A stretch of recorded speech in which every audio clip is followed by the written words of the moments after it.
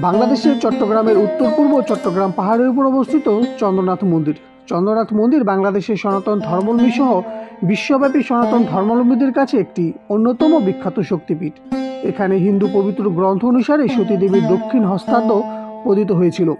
সত্যযুগে দক্ষযজ্ঞের পর সতীদেবী যজ্ঞকুণ্ডে দেহত্যাগ করলে ভগবান শিব তার মৃতদেহ কাঁধে নিয়ে প্রলয় নৃত্য শুরু করলে ভগবান বিষ্ণু তার সুদর্শন চক্র দ্বারা সতীদেবীর দেহকে খণ্ডিত করে। এতে সতীদেবীর দেহখণ্ডসমূহ ভারতীয় উপমহাদেশের বিভিন্ন স্থানে পতিত হয় এবং সেই সকল স্থান মহাশক্তিপীঠ হিসেবে পরিচিতি পায়।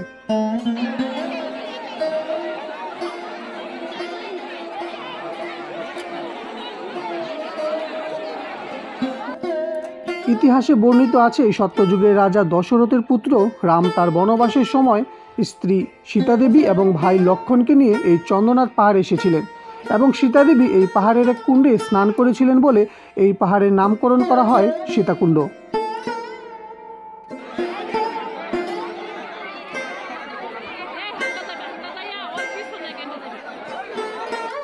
এই মন্দিরে প্রতি বছর শিবরাত্রি তথা শিব চতুর্দশীতে বিশেষ পূজা অনুষ্ঠিত হয়।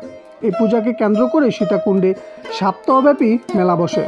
সীতাকুণ্ড চন্দ্রনাথ পাহাড় এলাকায় বসবাসকারী সনাতন ধর্মাবলম্বীরা প্রতি বছরের বাংলা মাসের ফাল্গুন মাস, ইংরেজি মাসের ফেব্রুয়ারি ও মার্চ মাসে এই পাহাড়ের পদদেশে বড় ধরনের একটি মেলার আয়োজন করে থাকেন।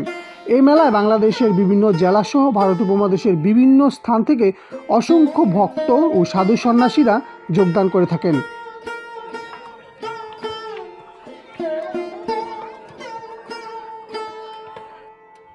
প্রতি বছর এই তীর্থস্থানে 15 থেকে 20 লক্ষাধিক তীর্থযাত্রীর আগমন ঘটে।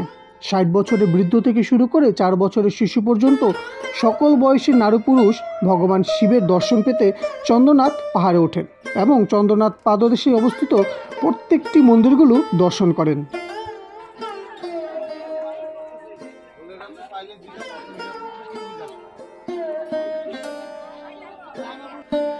দেশ বিদেশ থেকে আগত লক্ষাধিক ভক্তের সমাগমে মহামিলনের স্থানে পরিণত হয় পবিত্র এই চন্দ্রনাথ ধাম।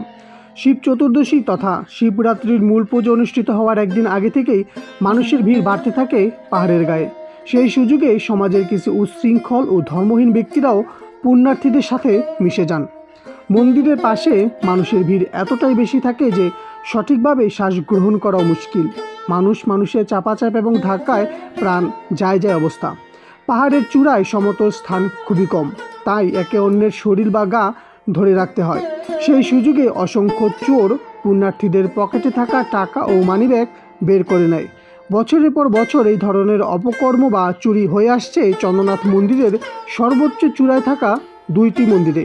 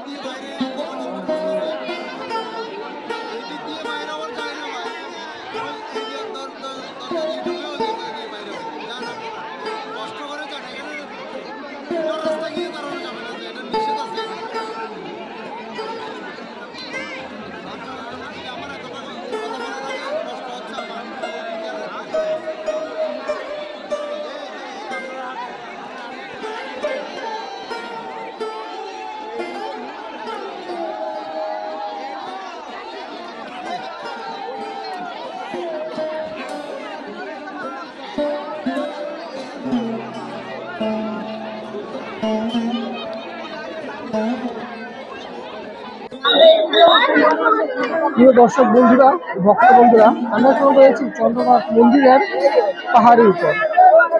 অত্যন্ত দুঃখের সাথে আমার একটি কথা বলতে হচ্ছে যে আমার পিছনে যে ভক্ত দেখতে পাচ্ছেন, এই ভক্তগুলোর মাঝে কিছু চোর রয়েছে এবং এই চোরদের কোনো ধর্ম নেই, কেননা এরা আসে মানুষের ভিড়ে তাদের অপকর্ম করার জন্য।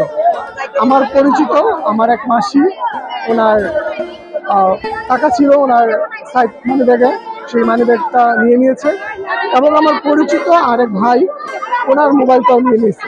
শুধু ওরা না, এখানে বেশ কিছু মানুষের মানি ব্যাগ এবং মোবাইল চুরি হচ্ছে।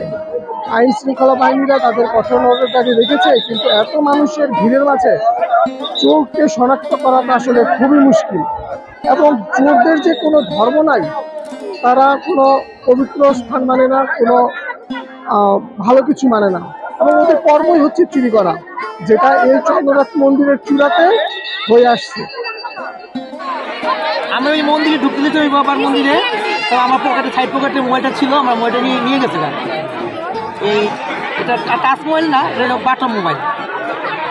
আবার কিছু পকেটে টাকাও ছিল, টাকাও নিয়ে গেছে ওই মন্দির আদি। আমি যা ডাকলাম নিয়ে গেছে।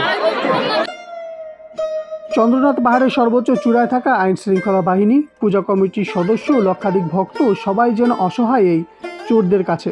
মাঝে মাঝে মাইকিং করে ভক্তদের সচেতন করা হলেও চন্দ্রনাথ পাহাড়ের সর্বোচ্চ চূড়ায় মানুষের কোলাহল এতটাই বেশি যে মাইকের এই ক্ষুদ্র সাউন্ড ভক্তের কানে পৌঁছায় না। প্রচণ্ড রৌদ্রের তাপে এবং লক্ষাধিক ভক্তের চাপে ভক্তের মাঝে অভুক্ত চোরকে খুঁজে বের করাটা এক কথায় অসম্ভব।